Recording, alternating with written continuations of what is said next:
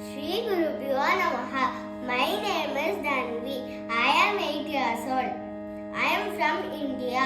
Today I am going to sing Vatapi Ganapatim, Kirtanai composed by Muthuswami Dikshitar. Raham Hamsat Bani, Talam Adi. Sarega Pani Sa, Sa Ni Pa Ga Re Sa.